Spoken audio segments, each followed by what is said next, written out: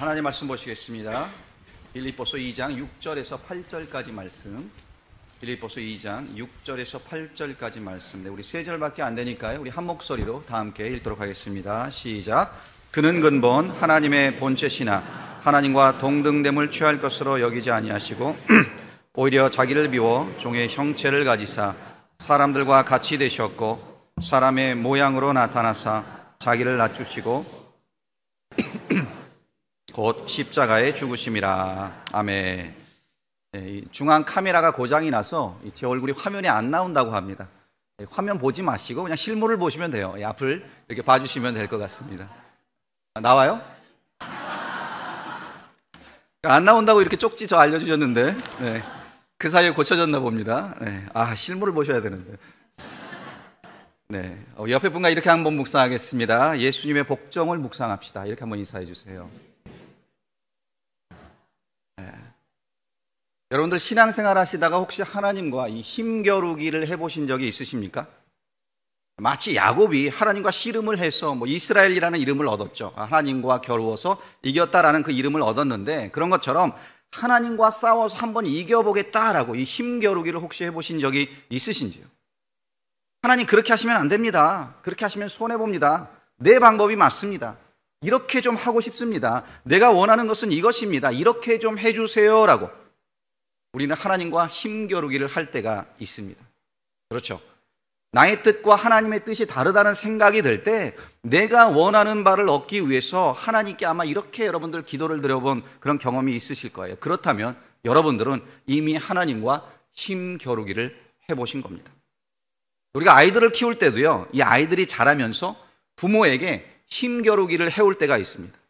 자녀를 키워보신 분들은 다 아실 거예요. 아이들이 커지면요, 작은 심부름 하나 시키기도 어려워져요. 오히려 아이들의 눈치를 봐야 되고 때로는 그 자녀들의 비위를 맞추어줘야 할 때도 많이 있습니다. 사실 나이가 들면 들수록 아이들의 주장이 강해지죠. 본인들이 원하는 대로 하고 싶어 합니다. 그래서 어디 좀 가자 그럴 때 어렸을 때는 그냥 데려가면 되잖아요. 근데 이제 나이가 좀 들면 내가 왜 가냐고, 거기를 왜 가냐고 오히려 반문을 합니다. 심지어 평소엔 공부도 하지 않던 애가 어디를 가자 그러면 공부해야 된다고, 시간이 없다고, 피곤하다고 이렇게 이야기를 한다는 거예요. 저희 애도 18살이 딱 넘으니까요, 바카스yon 엄마 아빠랑 안 간다고, 어디 나가는 것도 같이 안 간다고 딱 선을 긋는 겁니다. 아이들이 자라다 보면 당연히 일어나는 그런 현상들이죠.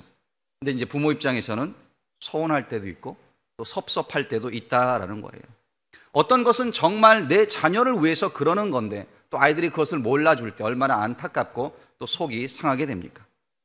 자, 이런 아이들의 모습을 보면서요, 하나님을 한번 생각해 봤어요. 하나님과 우리와의 관계, 하나님 우리를 자녀로 삼아 주셨는데 하나님도 우리 때문에 참 속상하시겠다라는 그런 생각 여러분 해보신 적 있으십니까? 하나님 앞에 우리도 안 됩니다, 못합니다, 싫습니다 라는 그런 말을 계속 되풀이합니다. 성경 좀 읽어봐라, 기도를 좀 해봐라, 섬기는 일도 해보고 선교 여행도 한번 가봐라. 하나님께서 말씀하실 때마다 우리는 하나님 저 바빠요, 피곤합니다, 너무 지쳐있어요, 지금은 형편이 안 됩니다, 나중에 시간이 되고 형편이 되면 그때 하겠습니다. 그렇게 반응하지는 않습니까? 또 이런 경우도 있죠. 마음에 하고 싶지 않은데 억지로 하면 그게 무슨 소용이 있겠습니까? 나중에 하고 싶은 마음이 생길 때 그때 하겠습니다라고 반응하는 그런 경우도 있다는 겁니다. 여러분, 만약 이런 모습이 하나님을 아버지라고 부르는 저와 여러분들의 모습이라면 하나님께서는 얼마나 우리 때문에 서운하시고 또 속이 상하실까요? 성경은요, 하나님의 뜻을 무시하고 자기 생각대로 사는 삶을 죄라고 이야기합니다. 죄라고. 여러분들은 내 생각과 하나님의 생각이 다를 때 어느 쪽을 주로 선택을 하십니까? 어쩌면 우리 삶 가운데 일어나는 많은 문제들이요, 그 문제들은 하나님의 뜻에 순종하지 않고 내 생각대로 살았기 때문에 생겨났는지도 모릅니다. 하나님께서는 분명히 좋은 생각과 좋은 계획을 가지고 계신데 그것을 알지 못한 우리가 내 마음대로 행하고 내 마음대로 살다가 어려운 일을 만날 수도 있다는 거예요. 자, 그러면 하나님의 독생자로 이 땅에 오신 그 예수님은 어떻게 사셨을까요? 예수님은요, 자신의 뜻보다 아버지의 뜻에 순종하며 사셨습니다. 자, 이제 앞으로 2주만 있으면 우리 기독교 절기 가운데 가장 중요하다고 말할 수 있는 고난주간과 우리 부활주일을 맞이하게 됩니다.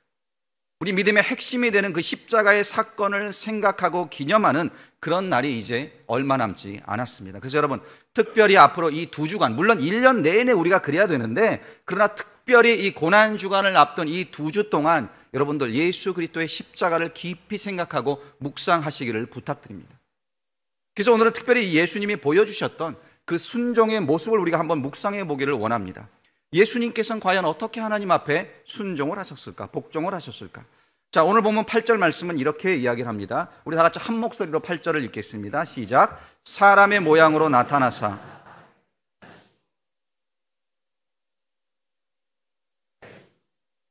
본문에서 바울은요, 예수님의 구속 사역에 대해서 아주 정확하고 간결하게 지금 설명하고 있어요. 십자가에 죽기까지 복종하셨다. 자, 예수 그리스도는 하나님이심에도 불구하고 사람의 모양으로 이 땅에 오셨습니다. 사람의 몸으로 태어나셔서 사람의 몸으로 살다가 사람의 몸으로 죽임을 당하셨습니다. 왜 예수가 죽어야 했습니까? 피 흘림 없이는 죄 사함이 없기 때문에, 우리의 죄를 사해 주시고 우리를 구원해 주시기 위해서 예수 그리스도께서 십자가에 피 흘려 죽으셨다는 거예요. 자, 그런데 바울은요, 예수 그리스도의 죽으심이 그냥 죽으심이 아니라 복종의 죽으심이다라고 지금 이야기하고 있습니다. 그러니까 순종하셨다는 거죠. 무엇에 대한 복종, 무엇에 대한 순종이었습니까? 바로 성부 하나님 아버지 뜻에 대한 복종이요, 순종이었다라는 겁니다. 자, 우리가 잘 아는 대로요, 겟세마네 동산에서 예수님은 이 십자가를 눈앞에 두시고 이렇게 기도를 하셨어요. 마태복음 26장 39절에 보면 조금 나아가사 얼굴을 땅에 대시고 엎드려 기도하여 이르시되 내 아버지여 만일 할만하시거든 이 잔을 내게서 지나가게 하옵소서. 그러나 나의 원대로 마시옵고 아버지의 원대로 하옵소서 하시고, 나의 원대로 마시고 아버지의 원대로 하옵소서. 나의 원은 무엇입니까? 십자가를 피하는 겁니다. 할 수만 있다면 그 고통스러운 십자가를 지지 않는 겁니다. 근데 아버지의 원은 무엇입니까? 고통스럽지만, 힘들지만, 괴롭지만 그 십자가를 지고 죄인을 구원시키는 것이 아버지의 원이었다라는 거예요. 예수님께서는요, 이 아버지의 원 앞에서 자신의 원을 내려놓으셨습니다. 그리고 묵묵히 십자가를 지셨습니다. 복종하셨습니다. 순종하신 겁니다. 자, 그러면 예수님의 이 순종의 모습에서 우리는 무엇을 배울 수 있습니까? 제일 먼저 예수님의 순종은 자발적 순종이었어요. 자발적 순종. 자발적으로 십자가를 선택하신 겁니다. 요한복음 10장 17절 18절 말씀을 보면은요, 예수님께서 이런 말씀을 하셨습니다. 내가 내 목숨을 버리는 것은 그것을 내가 다시 얻기 위함이니 이로 말미암아 아버지께서 나를 사랑하시느니라. 이를 내게서 빼앗는 자가 있는 것이 아니라 내가 스스로 버리노라. 나는 버릴 원수에도 있고 다시 얻을 권세도 있으니 이 계명은 내 아버지에게서 받았노라 하시니라. 누가 내 목숨을 빼앗는 것이 아니었다라는 겁니다. 예수님께서 죽음을 선택하신 그런 자발적인 순종이었다는 거예요. 이 계명은 내 아버지에게서 받았다. 아버지께서 주신 그 계명, 아버지의 그 뜻에 순종하기 위해서 내 자신을 드렸다는 거죠. 특별히 아버지께서 나를 사랑하시느니라 라는 말씀을 하셨습니다. 그러니까 아버지께서 나를 사랑하시기 때문에, 그 사랑 때문에 내가 기꺼이 내 목숨도 내어놓을 수 있다라고 고백을 하신 거예요. 바울 또한 주님의 십자가, 이 십자가와 구속의 죽으심에 대해 말하면서요, 이렇게 오늘 본문 6절 7절에서 이야기를 하고 있습니다. 그는 근본 하나님의 본체시나 하나님과 동등됨을 취할 것으로 여기지 아니하시고 오히려 자기를 비워 종의 형체를 가지사 사람들과 같이 되셨고. 그러니까 예수님의 이 순종이요, 강요에 의한 순종도 아니었고 마지못해서 하신 것도 아니었고 자발적인 순종, 본인이 선택한 그런 순종이었다라는 것을 지금 말씀하고 있는 거예요. 스스로 순종을 선택하신 예수님, 이 예수님께서 오늘 우리에게도 스스로 순종을 선택하라고 말씀하고 계십니다. 너희가 아버지의 사랑을 받은 자라면 아버지의 뜻에 순종하는 것이 마땅하다라는 거예요. 여러분, 우리는 날마다 매일 하나님의 뜻에 순종할 것인지 아니면 내 마음대로 살 것인지를 선택하며 살아가야 합니다. 그렇죠? 그런 갈등이 여러분들에게 있으십니까? 없으십니까? 네. 이런 갈등이 여러분들에게 없으시면 그동안 뭐 하나님의 뜻을 잘 몰랐거나 아니면 줄기차게 그동안 내 마음대로 살아오신 거예요. 그런 갈등 자체를 지금 못 느끼고 계시다면. 라그란 오미시언이라는 책이 있습니다. 미국의 이 조지 폭스라 신학교가 있는데 그 신학교 교수고 또 기독교 영성학자로 알려진 이 달라스 윌라드라는 분이 쓰신 책이에요. 그란 오미시언. 이 뜻을 번역하면 큰 누락, 누락 이런 의미죠.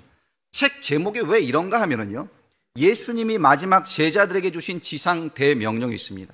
그것을 이 나라 말로 그란 꼬미시언이라고 불러요. 그란 꼬미시언. 그런데 오늘날 교회에 보여지는 그 모습은 이 그란 꼬미시언을 순종하고 실천하는 모습이 아니라 그란 오미시언.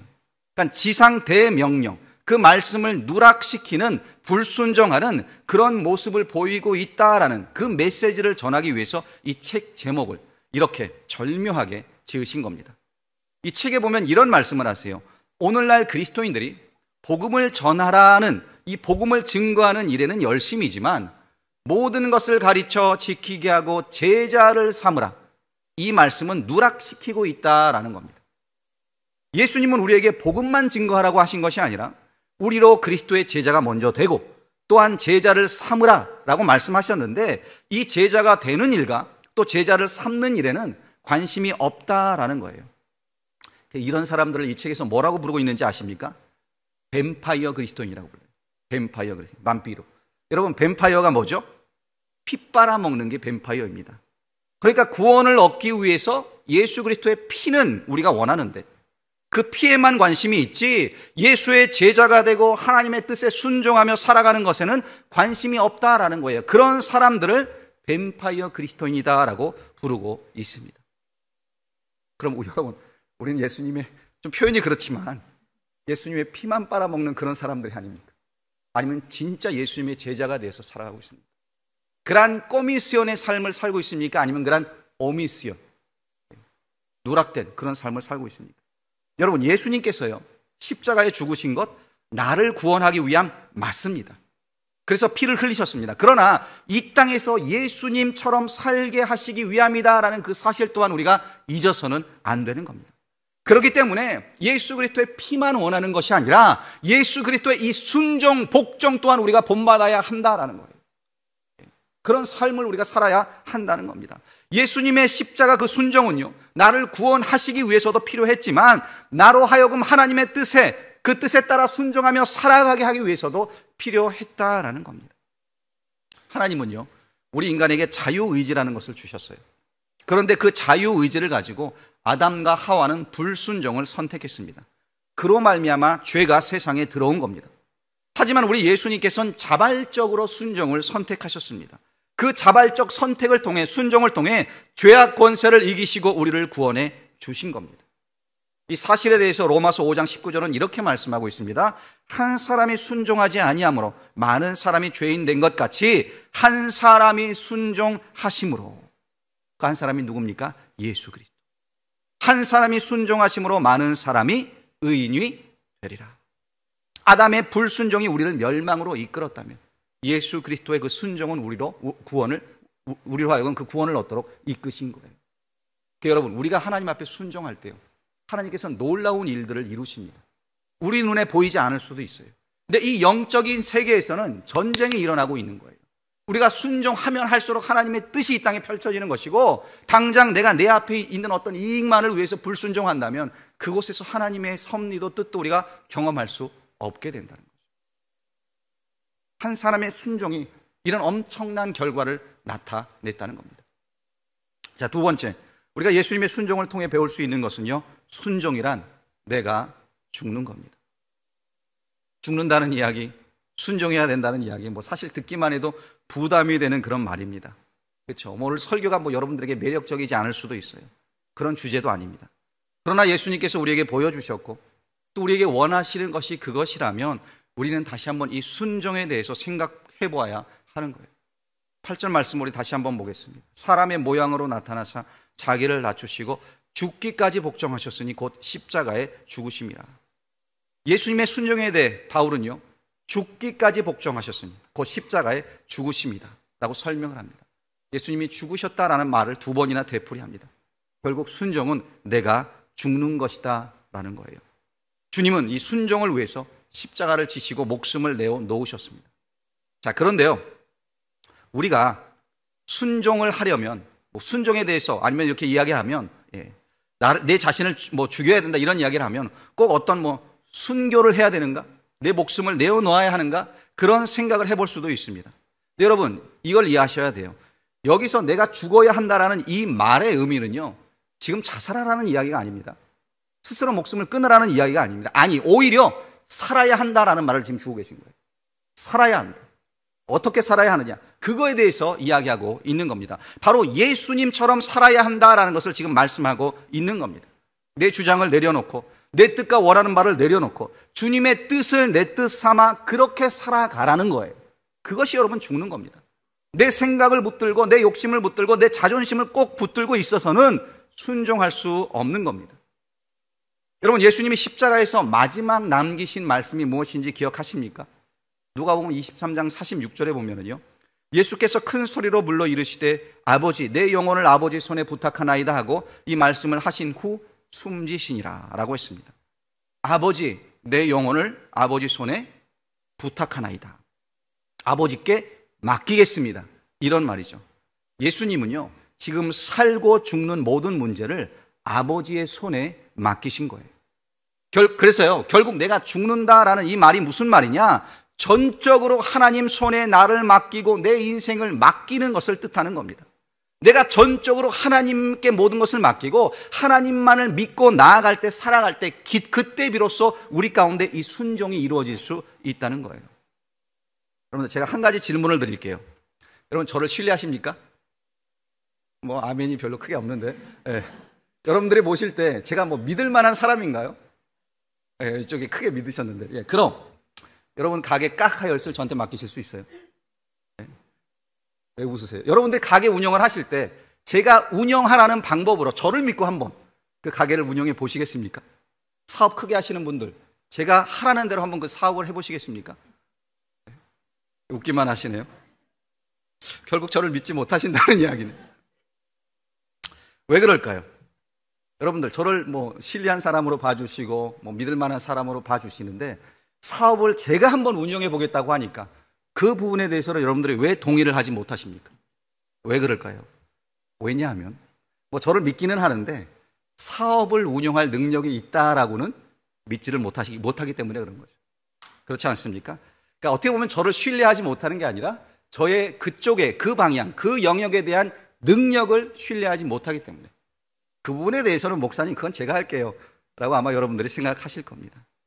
여러분, 하나님 앞에서 우리의 믿음도요, 이 정도밖에 되지 않을 때가 많다는 건 아십니까?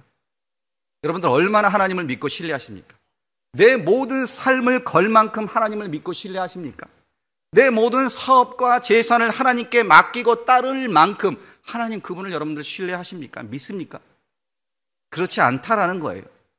내가 잘 알지 못하는 영역, 내세에 관한 것, 죽음에 관한 것, 그런 것들에 대해서는 내가 잘 모르기 때문에 믿습니다. 성경 말씀을 믿습니다. 그러나 내가 조금 안다고 하는 것들, 사업하는 것, 투자하는 것, 사람들과 관계를 맺는 것, 그런 것들은 내가 잘 알고 있기 때문에 하나님을 믿기보다는 이런 영역에서는 나의 경험을 믿고 나의 생각을 믿고 나의 판단을 믿을 때가 훨씬 더 많다라는 거예요. 안 그렇습니까? 그 모습이 우리가 살아가는 모습 아닙니까? 결국 무슨 말인가 하면은요, 우리의 믿음이 작다는 거예요. 우리의 믿음이 부분적이라는 겁니다. 좀 더 정확히 말하면 하나님을 너무 작은 분으로 우리가 보고 있다라는 거예요. 이 영혼 구원과 관계대해서, 이 일에 대해서는 하나님이 대장이지만 내 인생의 진로, 사업, 내가 하는 그 모든 일들 앞에서는 내가 대장이다. 내가 주도권을 가지고 있다라는 겁니다. 그래서 여러분, 우리가 순종하지 못하는 이유가요, 하나님보다 나를 더 믿기 때문에 순종하지 못하는 것은 아닐까요? 그렇습니다. 하나님의 뜻에 순종하기보다는 내 뜻에 순종하더라는 겁니다. 내 경험과 내 지식과 내가 살아온 그 모든 날들을 비교해 봤을 때 아무리 내가 생각해 보고 내 머리를 굴러보아도 내 방법대로 하는 것이 최고다라는 생각이 들기 때문에 하나님의 뜻에 순종하지 못한다는 겁니다. 구약 성경에 보면은요, 사울 왕이요, 이 아말렉과 전쟁을 하는데 전쟁을 해서 승리하는 내용이 나옵니다. 하나님께서 은혜를 주셔서 그가 승리를 했어요. 그리고 하나님께서는 사울에게 이렇게 말씀하셨습니다. 다 진멸시키라고. 이 아말렉에 있는 것들은 모두 다 부정하니까 하나도 남겨두지 말라고. 사울이 이런 생각이 드는 거죠. 이거 너무 아까운데? 이거 그냥 다 진멸시키기는 너무 아까운데 꼭 그래야 되나? 좋은 것들은 좀 남겨두면 되지 않나? 그래서 조금씩 챙기기 시작을 합니다. 뭐 본인의 주머니에 넣은 거예요. 근데 하나님께서 그 사실을 모르셨을까요? 당연히 아셨습니다. 그래서 그에게 묻습니다. 왜 그랬느냐고. 그때 사울 왕이 이렇게 대답을 합니다. 하나님께 드리려고 그랬다. 하나님을 위해서 그랬다. 그래서 좋은 것들만 선별해 두었다.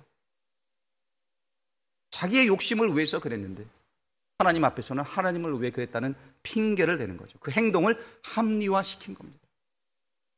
여러분, 그런 모습이 우리에게는 없습니까? 왜 없겠어요? 있죠. 설령 이 사울의 말이 사실이었다 할지라도요, 그 마음이 사실이었다 할지라도 그것은 자기의 생각이었지 하나님의 생각은 아니었다는 거예요. 자기의 뜻이지 하나님의 뜻이 아니었다는 겁니다. 하나님은 다 진멸시키라고 말씀하셨습니다. 그런데 사울은 자기 생각대로 행동을 한 것이죠. 결국 부분적으로만 순종을 한 겁니다. 이런 부분적인 순종은요, 참된 순종이 아닌 거예요. 하나님을 위한다고 하면서 하나님의 뜻에서 벗어난다면 그것은 순종이 아닌 겁니다.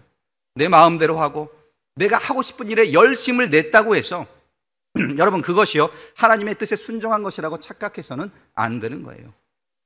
이런 말도 있습니다. 그래서 열심은 순종의 모조품이다. 열심은 순종의 모조품. 그러니까 하나님의 뜻과 상관없이 내가 좋아서 열심을 내었다고 그것이 꼭 순종이 될 수 있는 것은 아니라는 겁니다. 내가 원하는 것, 그것이 물질이든 시간이든 재능이든 그것은 내 손에 꼭 쥐고 내게 남는 것들, 별로 필요 없는 것들을 드리면서 우리가 순종했다라고 말할 수 없다라는 거예요. 순종하는 흉내는 낼 수 있습니다. 그러나 그것은 참된 순종이 아니라는 겁니다. 순종은요, 내 자신을 드리는 겁니다. 그래서 내가 죽는다는 의미가 거기에 있는 거예요. 내 모든 뜻을 내려놓고 하나님의 뜻에 내 자신을 드리고 맡기는 것. 이 17세기 후반에 프랑스에서 활동했던 프랑스와 페넬롱이라는 신학자가 있는데요, 이 신학자가 이런 말을 했습니다. 특정 조건에만 순종하겠다는 것은 순종이 아니다. 순종의 조건을 달지 않는 것이 진정으로 자신에 대해 죽는 것이다. 그러니까 어떤 조건을 달고 순종을 한다면 그것은 참된 순종이 아니라는 겁니다. 여러분, 우리도 순종할 때 내가 원하는 것만, 할 수 있는 것만, 하기 쉬운 것만 하겠습니다라고 그렇게 스스로 한계를 정해놓고 순종한다면 그것은 참된 순종이 아닌 겁니다. 전적인 순종을 하나님 앞에 들으실 수 있기를 부탁드립니다. 그리고 그분의 인도하심을 경험하게 되시기를 간절히 바랍니다. 내가 전적으로 하나님의 뜻에 순종할 때요, 하나님께서는 나를 그냥 아무렇게나 내버려 두지 않으십니다. 인도해 가신다는 거예요. 나로 살게 하신다는 겁니다. 하나님의 뜻 가운데. 순종이 두려우십니까? 순종하기 싫으십니까? 그렇다면 여러분들 순종하지 않는 자녀 때문에 고통스러웠던 그 마음, 아팠던 그 마음을 한번 생각해 보시기 바랍니다. 그리고 하나님 앞에 순종하지 않는 그 내 모습과 그런 내 모습 때문에 마음 아파하시는 하나님을 한번 생각해 보시기를 부탁드립니다. 묵상해 보세요. 순종하지 않는 자녀들 앞에 순종을 요구하기 전에 내가 먼저 하나님 앞에 순종할 수 있는 그런 믿음이 있으시기를 간절히 축원드립니다. 우리가 이 순종의 발걸음을 어렵지만 한 걸음 한 걸음 내디디면요, 하나님께서 우리의 삶을 인도해 주세요. 그러나 기억하셔야 될 것이 또 하나 있습니다. 내가 순종을 결단하고 이 순종의 걸음을 내디뎠다고 해서 내 앞길이 활짝 트이는 것은 아니라는 거예요. 앞날이 훤히 보이는 것도 아닙니다. 순종의 발걸음을 내디뎠는데도 여전히 안개 속일 수 있고요, 앞이 잘 보이지 않고 두려운 마음이 생길 수도 있습니다. 그럼에도 불구하고 우리가 하나님의 인도하심을 전적으로 믿는다면 그 다음 걸음을 또 그 다음 걸음을 내디딜 수 있어야 하는 겁니다. 왜입니까? 하나님은요, 한 걸음씩 우리를 인도하시기 때문에 그래요. 우리에게 모든 길을 알려주시지 않습니다. 모든 미래를 보여주지 않으세요. 한 걸음 한 걸음 인도하세요. 근데 그 한 걸음 한 걸음 순종하며 나아갈 때 하나님의 뜻 안에 우리가 거하게 된다는 겁니다. 이런 이야기가 있습니다. 이 홀어머니 밑에 자란 딸이 있었어요. 어머니에게 있어서 그 딸은 유일한 희망이었습니다. 그래서 그 딸을 위해 뒷바라지 하느라 모든 것을 다 바치고 희생하셨습니다. 그렇게 이 딸이 장성해서요, 어엿한 이 대학 교수가 되었습니다. 자신을 위해 희생한 어머니의 사랑과 그 헌신을 잘 알았던 이 딸은요, 어머니에게 묻습니다. 엄마, 소원이 무엇이냐고. 이제 엄마의 소원을 내가 들어드리겠다라고. 이 딸이 그래요. 그때 이 어머니는 늘 마음속에 가졌던 소원, 이 딸이 좀 신앙생활을 했으면 좋겠는데, 예수를 믿었으면 좋겠는데, 그 소원을 이야기합니다. 교회 나왔으면 좋겠다. 나랑 함께 교회 가자. 그게 엄마의 소원이다라고. 그래서 그 딸은요, 엄마와 함께 교회를 나갔습니다. 그런데 하필이면 그날, 딸이 제일 처음 교회 간 그날, 그 딸의 눈에 좋지 않은 모습들이 많이 보인 거예요. 서로 험담하는 교인들의 모습이 보입니다. 서로 예의를 지키지 않는 그런 교인들의 모습을 보았습니다. 식당에서 음식을 가지고 다투는 그런 교인들의 모습도 보았습니다. 그렇게 예배를 마치고 집에 돌아온 딸이요, 엄마에게 이렇게 말합니다. 엄마, 나 다음부터 교회 안 나갈래. 그리고는 자신이 교회에서 보았던 그 많은 모습들 하나하나를 엄마에게 이야기를 했어요. 딸의 이야기를 다 들은 엄마가 이렇게 말씀합니다. 사랑하는 딸아, 엄마는 수십 년 교회를 다니면서 예수님 얼굴밖에 보지 못했는데 너는 하루 동안 참 많은 것을 보았구나 라고. 여러분은 교회 오셔서 무엇을 보십니까? 무엇을 보시려고 이 교회에 오십니까? 만약에 여러분들 눈에 이 어떤 연약한 사람, 인간의 모습이 보인다면요, 그 모습이 바로 내 모습이에요. 그 사람의 모습이 아니라 그게 바로 내 모습입니다. 왜입니까? 우리 또한 연약한 인간이기 때문에. 간절히 바라기는요, 고난주간이 얼마 남지 않았습니다. 여러분 교회 나오실 때마다 예수 그리스도의 십자가만 바라보세요. 예수님만 보시고 나오세요. 예수님 때문에 나오세요. 예수님께서도 주변에 많은 일들, 심지어 예수님이 원한다면 십자가도 거부하실 수 있었지만 그래도 순종하며 복종하며 나가셨습니다. 그런 모습이 우리 가운데 있어야 될 줄로 믿습니다. 우리가 일평생 믿음의 길을 가는 동안 여러분들 예수 그리스도만 바라보시고, 또 특별히 예수 그리스도의 십자가, 순종을 깊이 묵상하시고 예수님처럼 하나님의 뜻에 순종하며 하나님의 기쁨이 되는 우리 모두와 우리 교회가 될 수 있기를 간절히 주님의 이름으로 축원드립니다.